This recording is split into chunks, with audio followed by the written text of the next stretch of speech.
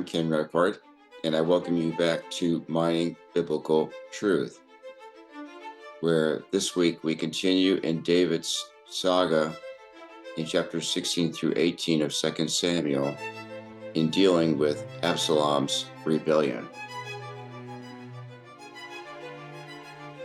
Just to remind you, we looked at the chiastic structure of these passages last week, going from Abraham's revolt in chapter 13 to Sheba's revolt in chapter 20. And we're in chapters 16 through 18, where we're proceeding through David's flight to Mahanaim and then what happens there. David flees Jerusalem to avoid bloodshed in the holy city. His company consists of a large number of loyal Gentiles. These Gentiles are symbolically the true Israel because they are on God's side. David first encounters Ziba, a servant of Mephibosheth, bearing gifts and a claim that Saul's grandson is unfaithful to David, which David, surprisingly, instantly accepts as true. Remember, Ziba is the servant of Saul originally, who was taken care of and no doubt benefiting from Saul's property when David assigned him to manage the property for the benefit of Mephibosheth. And here he trades a few days of supplies for control of and profit from all of Saul's family property. It's like the deal of the century. Note also that unlike others, Ziba does not offer to go with David.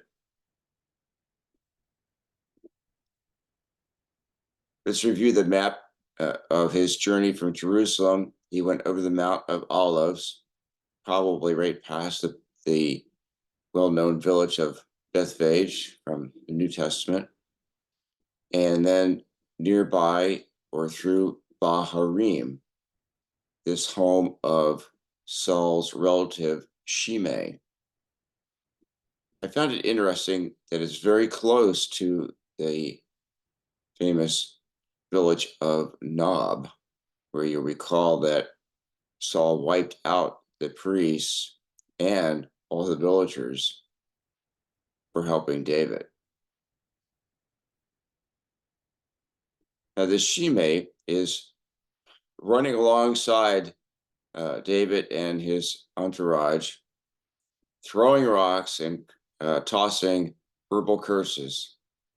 It's ironic that he makes claims of blood on David's hands, which even though they're justified, but he makes it near Nob, where Saul killed all the priests and population. And then Abishai, the nephew of Thunder, wants to kill him, but this would just add to the blood on David's hands. In case the rebuke is from the Lord, David refrains from violence. It's almost like he feels like he deserves the taunts. Now, meanwhile, Absalom arrives at the palace and asks the advice of Ahithophel. Remember that he's Bathsheba's grandfather. His advice is to sleep with the king's concubines on the roof. And this fulfills the earlier prophecy that another man would take David's wives as he took Uriah's wife. But I think Ahithophel both wants poetic revenge, and this sends the people a subtle message.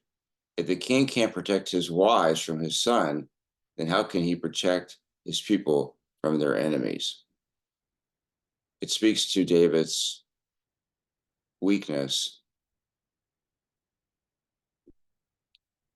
Now let's take a detailed look at Ahithophel's further plan that he proposes to Absalom.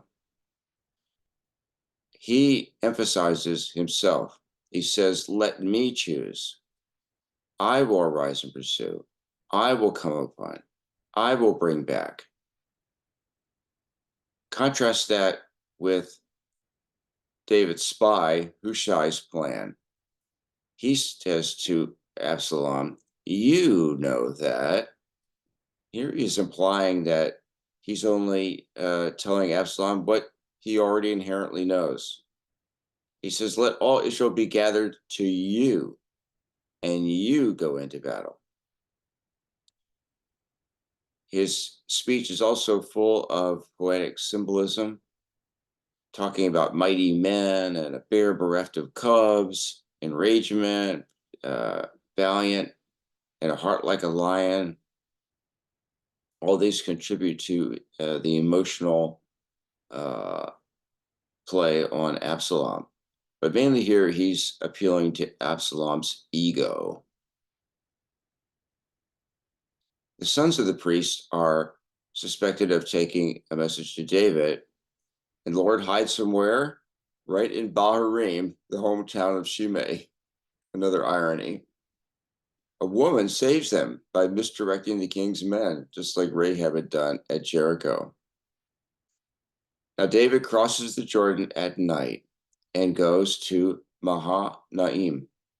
Why there? Well, it means two camps. It's the place where Jacob wrestled with God. And now David is wrestling with God about his future. God sends more Gentiles with gifts to supply David, confirming his support. While David's mustering his men, God is mustering his trees. Well, of course.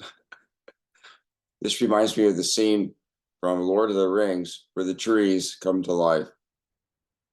It also reminded me of a little book that I recommend by an MD, Matthew Sleeve, called Reforesting Faith, what trees teach us about the nature of God and his love for us. This is really a wonderful little book, great summertime read. Now Absalom becomes ensnared in a tree, presumably hanging from his magnificent hair. His pride becomes his undoing.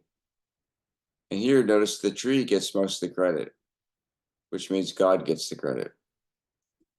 And the donkey running out from beneath him symbolizes his loss of the kingdom, loss of kingship. Against David's orders, Joab snuffs out Absalom. For years, David had prevented contact with Absalom, but now mourns his passing. David desires to show grace to Absalom, and Joab cannot allow that. David had opportunities to reason with Absalom to repent of murder and submit to God's mercy, and perhaps be restored to the line of succession, but he never took those steps. David was not just grieving Absalom's death, but his own failure as a father, as a good shepherd. But as we will see next week, all this weeping over Absalom is showing his men that he cares more about his son than about their sacrifices, their risking their lives, and all the men who have died in the battle. Absalom has fallen, the third son to die, as part of the fourfold curse. Dealing with sin is like treating a cancer. The sooner you cut it out via heartfelt confession, the less chance it has to spread and become untreatable. Why did Ahithophel commit suicide before the final battle? I think he finally saw that his desire for vengeance was a sin against the Lord, and that the Lord was not going to allow Absalom to become king. Ahithophel is a Judas-like figure, a close confidant of David, who turns traitor due to long-standing suppressed grievances. Both Ahithophel and Judas believe that God will not forgive them, and they both hang from trees, which is a very unusual event in the Bible. Absalom rebels because he has not repented, not been reconciled to God. Both David and Absalom are hard hearted in this affair. Absalom's like Saul in that God hardens his heart to conform to Absalom's choices. David is reverting to the old David, whose heart is being softened. So, if we think about it, who do you know that needs a softened heart? Who can you lead to repentance to achieve reconciliation with God? Dear Lord, thank you for these scriptures and what they teach us about conforming to your plan and not seeking our own ways, our own vengeance. Soften our hearts, Lord. Help us to repent ourselves and lead us to repentance so that we can be fully reconciled to you and dwell in Jesus. In Jesus' name, amen. Thanks for watching, and please make a comment on YouTube. Please share with a friend and increase our subscribers.